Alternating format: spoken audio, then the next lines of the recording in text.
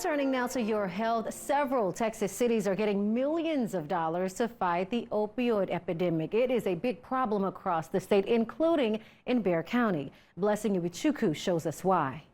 A city council member wants to designate opioid abuse as a public health crisis in this county, a county where babies are being born addicted to drugs at an alarming rate. It's been a work in progress over a few years. Every single child posted on this wall has a different story, but what connects them all is that their mothers took a step to get clean from drugs. It's a path that took Cynthia Dandridge several decades to walk through. This is the Mommy's Boutique. The San Antonio mom has 6 kids. None of them are pictured here. That's because she never got to raise them. I lost my 6 children to CPS, and I never regained custody due to my opioid addiction. She got kicked out of her house at 14 years old. The drug use followed shortly after. By the age of 17, I had stuck a needle in my arm for the first time and began using heroin. I became pregnant at the age of 18, and with all the love that I had in my heart for my child, I could not stop using heroin. This was the cycle that followed all 6 of her pregnancies. The latest report from Healthy Texas Mothers and Babies shows Dandridge is not alone. With the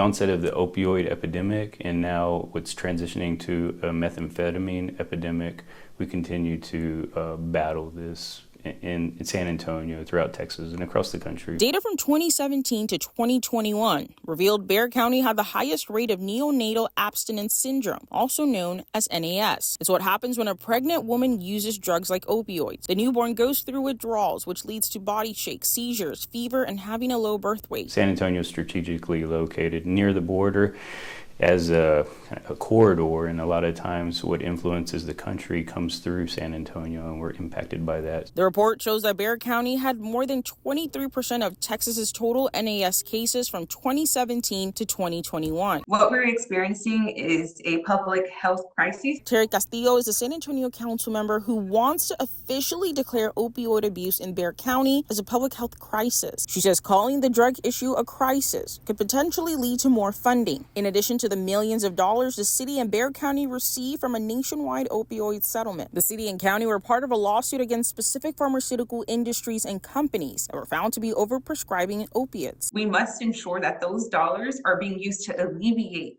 that need. So far, some of that funding will be going to increasing access to care and to have those with lived experiences like Dandridge to lead and provide recommendations to programming. I'm able to look at myself and know that these scars don't define who I am. Dandridge is now clean. She reconnected with her kids and is now raising her grandkids. It's her second chance at being a mom. In San Antonio, I'm Blessing Iwichuku.